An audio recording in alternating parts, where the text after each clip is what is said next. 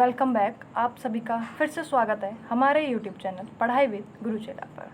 I hope all are you doing well and dear students, आज हम political honours semester 5th के course Indian political thought का part 1 उसकी जो important terms हैं वो लेके आए हैं आपके लिए।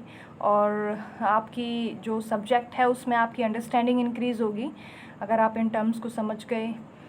तो students, first thing is that subscribe our channel and press the bell icon ताकि आपको हमारी आने वाली वीडियोस की जल्द से जल्द नोटिफिकेशन मिल जाए और आप पढ़ सकें आराम से। और शेयर करना बिल्कुल ना भूलें वीडियो को, क्योंकि आपके फ्रेंड्स की भी इससे हेल्प हो सकती है। और चलो अब स्टार्ट करते हैं इंडियन पॉलिटिकल थॉट की इम्पोर्टेंट टर्म्स को।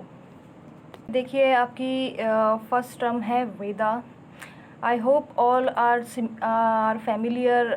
वेदा आपको सबको पता होगा, आप फैमिलियर हो गए इस टर्म से, तो फिर भी हम डिस्कस कर लेते हैं। एक्चुअली जिनको नहीं पता उनको भी इंफॉर्मेशन मिल जाएगी कि वेदा क्या होता है। तो वेदा का जो वर्ड रूट है वो है विद, जिसका मीनिंग होता है टू नो, मीन्स जानना।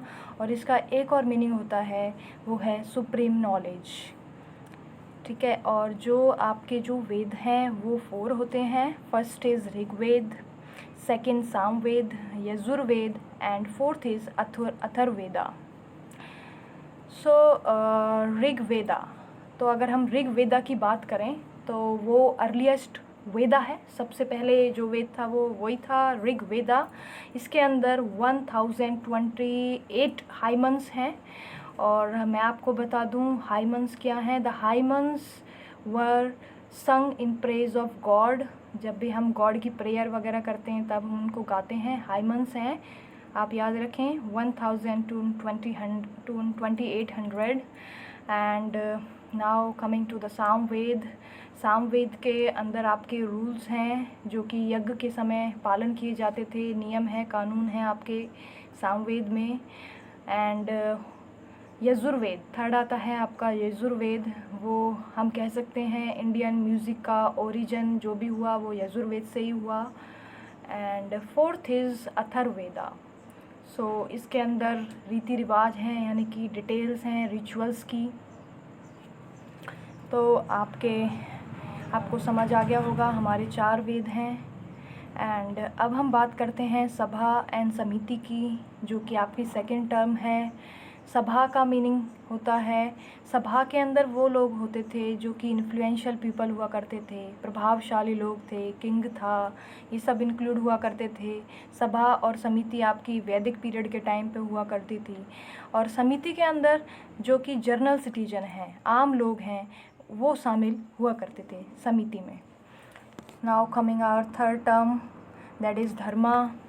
धर्मा के अंदर होता है कोड ऑफ कंडक्ट होते हैं, यानी कि आपके रूल और रेगुलेशंस होते हैं, नियम कानून होते हैं, जो कि आपकी सोसाइटी, आपके इंडिविजुअल, आपको खुद को, यानी कि आपकी जो कम्युनिटी है, जो पॉलिटी है, उन सबको ये मानने पड़ते थे। वो आपका धर्म हुआ करता था।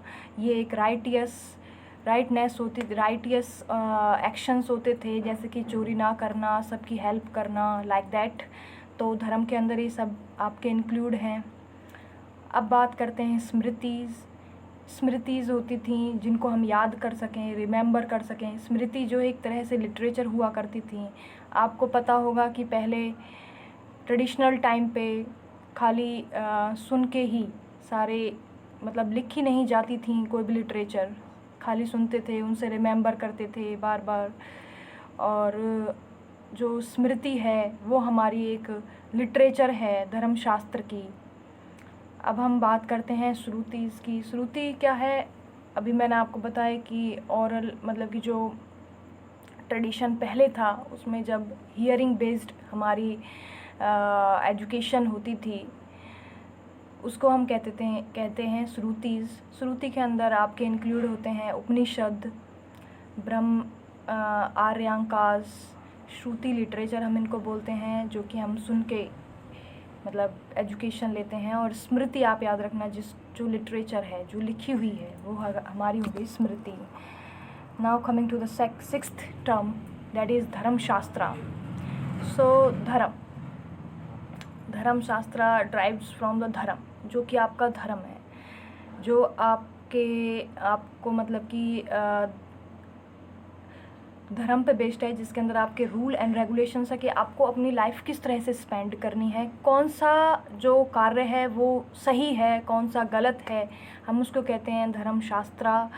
इसके अंदर है जैसे कि मनुस्मृति इंक्लूड है धर्मशास्त्रा में, नारद स्मृति है आपकी आ जाती है. तो अब हम बात करते हैं दंड नीति. तो 7th टर्म है आपकी दंड नीति. तो दंड नीति refers to the laws that are to be followed to punish the person for the crime. जो भी क्राइम करता है, मतलब कि जो भी अगर कुछ गलत कार्य करे तो उसको जब पनिश दिया जाता है, वो दंड नीति के अंदर लिखा हुआ है कि भाई अगर किसी ने चोरी की है तो उसको क्या दंड दिया जाना चाहिए, अगर किसी ने किसी का मर्डर किया है उस केस में क्या आपको दंड देना है, क्या पनिशमेंट देनी है, वो पूरा का पूरा उसमें दंड नीति में लिखा हुआ है प्रॉपर एडमिनिस्ट्रेशन के लिए स्टेट की.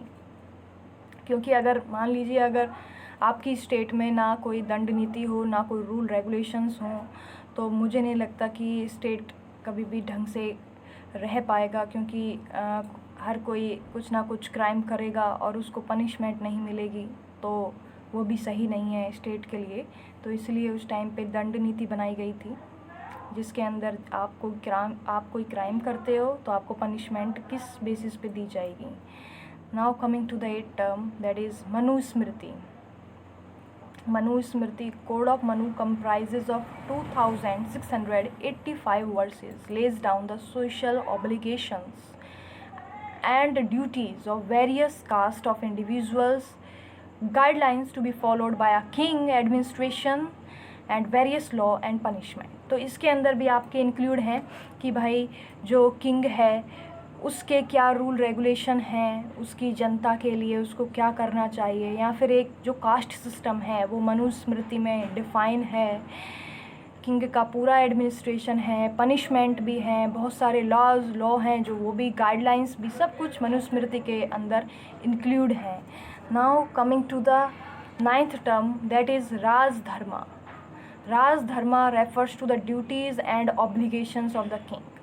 जो किंग है उसकी क्या ड्यूटीज़ हैं, क्या उसकी ऑब्लिगेशंस हैं, क्या उसको जनता के प्रति करना चाहिए, क्या उसके नियम हैं, क्या कानून हैं, वो सब राजधर्म कहलाता है. किंग के जो भी कानून हैं, जो भी ड्यूटीज़ हैं, वो सब राजधर्म में इंक्लूड हैं. Now coming to the term 10th, that is Vyavahara Padas. सो इसके अंदर लीगल प्रिंसिपल्स हैं for regulating the conduct of man, यानी कि एक जो पुरुष है उसके रूल्स एंड रेगुलेशन है व्यवहार पादास में. नाउ कमिंग टू द शांति पर्वा. ये 12th पर्वा है महाभारत का, that is Shanti Parva. Now coming to the saptanga. Saptanga means 7. Sapta means 7 and anga means organs. So saptanga means इसके अंदर 7 ऑर्गन्स हैं. फर्स्ट इज़ किंग है, मिनिस्टर्स हैं, ब्यूरोक्रेट्स हैं, पॉपुलेशन है, टेरिटरी है, फोर्ट हैं, पनिशमेंट्स हैं, आर्मी है, ट्रेजरी है एंड अलाइज है. सप्तांगा के अंदर सब कुछ इंक्लूड है, पनिशमेंट से लेकर के किंग से लेकर के सब कुछ, कि एक स्टेट में क्या क्या अंग होने चाहिए ताकि आपका जो स्टेट का एडमिनिस्ट्रेशन है वो अच्छे से चल सके, आपकी स्टेट अच्छे से वर्क कर सके, आपके लोग अच्छे से रह सकें. तो वो सप्तांगा के अंदर इंक्लूड है.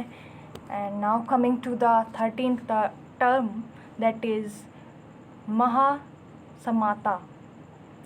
The great elect, the ruler chosen by the people in Buddhist literature. जो आपकी बुद्धिस्ट लिटरेचर है उसके अंदर, जो बुद्धिस्ट टाइम था उसमें जब भी कोई जो रूलर चूज़ किया जाता था तो महासमाता उसको कहा जाता था. रूलर को, किंग को महासमाता कहते थे. अब हम बात करते हैं नीति शास्त्रा. नीति शास्त्रा implies policy science comprising of rule of society and polity. तो नीति शास्त्र आपकी दी थी चाणक्य ने. तो इसके अंदर आपके जो इंक्लूड हैं वो पॉलिसीज़ इंक्लूड हैं, लाइक आपकी जो सोसाइटी है उसमें किस तरह का एडमिनिस्ट्रेशन होना चाहिए, सोसाइटी के अंदर आपके क्या रूल्स होने चाहिए, किस तरह की पॉलिटी होनी चाहिए ताकि आपकी सोसाइटी अच्छे ढंग से वर्क कर सके, लोग क्राइम ना करें, या फिर किस तरह का पनिशमेंट उनको देना है, किस तरह की पॉलिसी रहनी चाहिए हमारी सोसाइटी में। सब कुछ नीति शास्त्र में इंक्लूड है, आप सब लोग जानते ही होंगे। एंड अब बात करते हैं बृहस्पति। तो बृहस्पति ही वाज अ ऋषि, ये एक ऋषि थे Brihaspati, son of Rishi Angira, and he is also regent of the planet Jupiter, and he is the supplicant, the priest who intercedes with gods on behalf of man and protect mankind against the wicked. So dear students, these are the important terms. I hope you all are understand. And अगर video अच्छी लगती है तो like करें, share करें, subscribe करें और bell icon को दबाना बिल्कुल ना भूलें। Thank you so much.